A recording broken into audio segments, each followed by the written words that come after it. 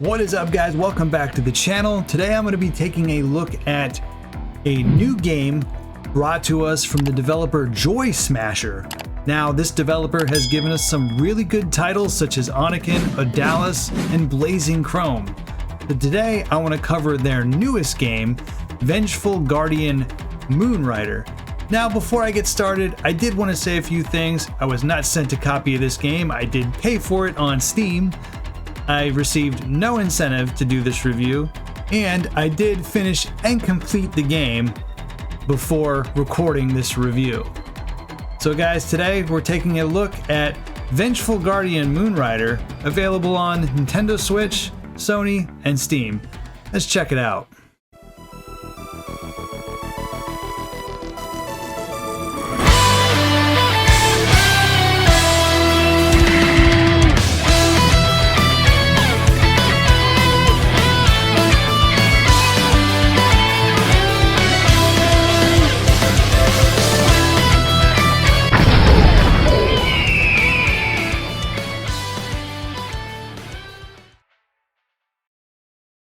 Okay, let's get the basics out of the way. Storyline and presentation. In this game, you play as a cyborg created by the government to protect itself against the uprising of the people. The Guardian, becoming self-aware, realizes it was made for corrupt reasons and decides to take vengeance against the government and people who had created it. I will say it's actually a pretty intriguing storyline. Between each level and boss fight, you are met with cutscenes and brief dialogue to support the lore of the game. Vengeful Guardian Moonrider presents itself as a 16-bit action game that takes heavy inspiration from games like Shinobi 3, Ninja Gaiden, and even Kabuki Quantum Fighter, if you know a thing or two about that one. We will talk a little bit more about these inspirations later on when talking about level designs. The game features a few different menu options that I found to be interesting. One of which is a screen shake, which causes the screen, to shake when the player is impacted or there is heavy explosions. I personally kept this setting on low, but you can adjust to low, medium, or high. There is also a CRT filter. This isn't just a feature to add scan lines, it actually changes the game graphically. The setting will add a shader and scan lines, but will also make these sprites smaller, making it look as if you're playing an 8-bit game in front of a CRT. I mostly played with this setting off, but it's a cool feature to add some depth to the overall presentation of the game.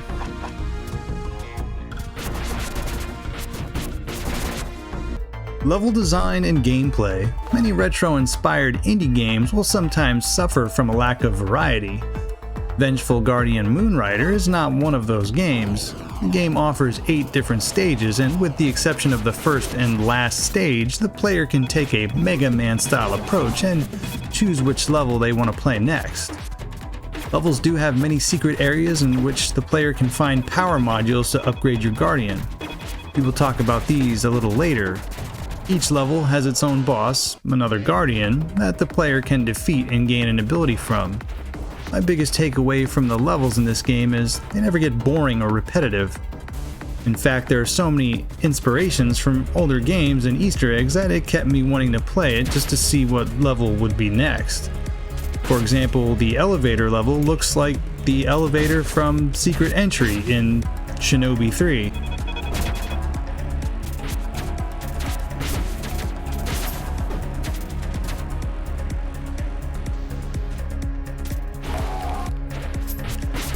And Azora's Fleet level has similar areas to the final stage in Shinobi 3 as well.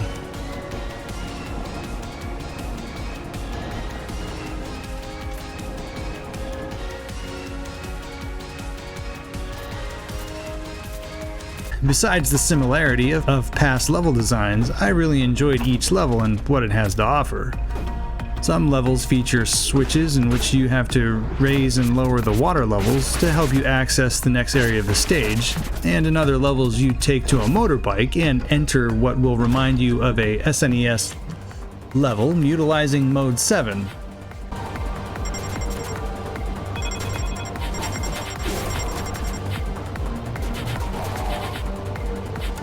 Each stage has a main boss and main guardian boss. As far as difficulty of these bosses, well, we'll get back to that.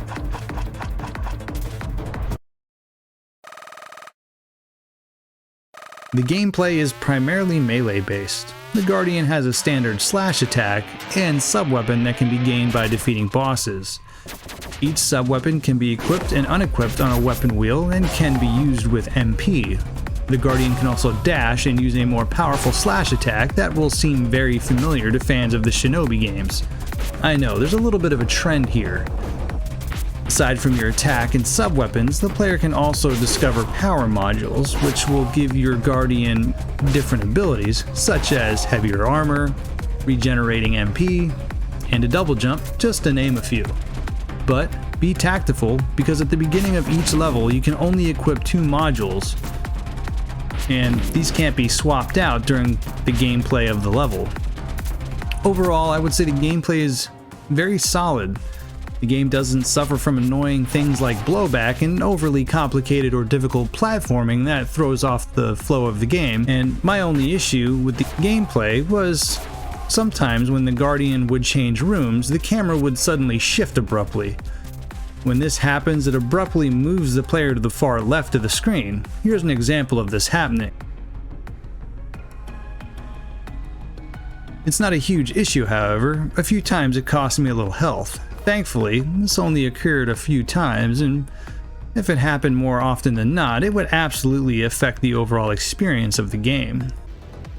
Graphically, this looks like a 16-bit game that uses parallax scrolling and sprite scaling. For the time of the gaming this Vengeful Guardian Moonrider represents, it's a very good-looking game. I really have no complaints here. There's a large variety of enemies and mini-bosses, and the motorbike levels look great. It really takes me back to playing games like Batman Returns on the Sega CD. The soundtrack for this game is about you would expect from a game like this: retro-inspired synthwave, along with some heavy metal riffs for more intense areas. Soundtrack does a good job setting the atmosphere for each level, and if you don't like it, well, you can turn it down because the game lets you do that.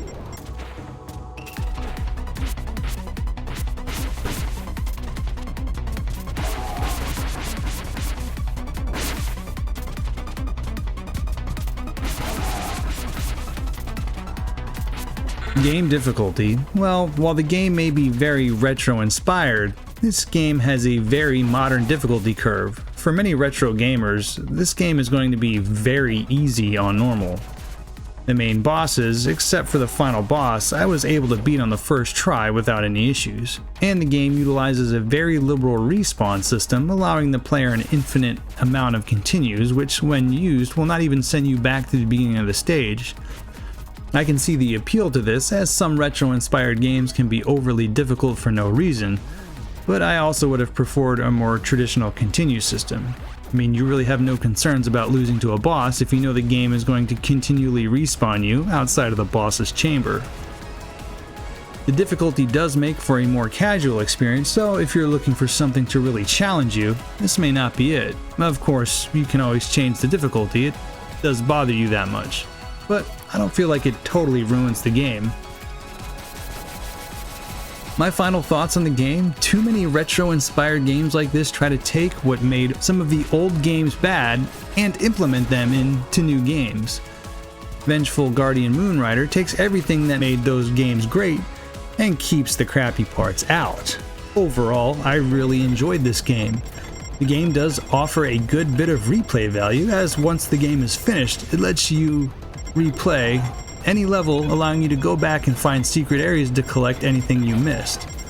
It's a relatively short game. I beat it in less than 2 hours, but thankfully the ability to go back through each level makes this a little easier to deal with, especially since the game as of right now is $17.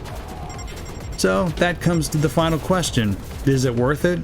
Well, I would say if you're looking for a very well done retro style game that will remind you of only the best parts of your favorite Sega games and don't mind it being a walk in the park, it could certainly be worth it.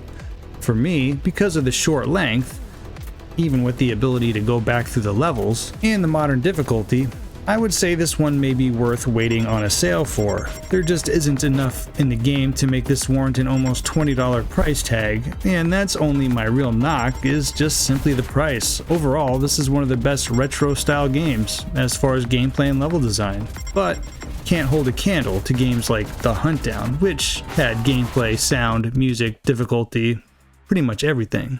So guys, there you have it. I'm not gonna put a score on this one. I'm real curious to see what you guys think. Did you buy the game? I'd love to hear your experiences in the comments below. If you haven't bought the game yet, what are your thoughts? Is this something you might be interested in? I'd love to hear about it. If you guys liked the video, obviously, be sure to subscribe and stick around for a little bit. If you really want to support the channel, consider becoming a channel member. You'll receive perks like member-only streams and custom emojis. Well guys, until next time, do you even Moonrider, bro? I'll see you on the next video.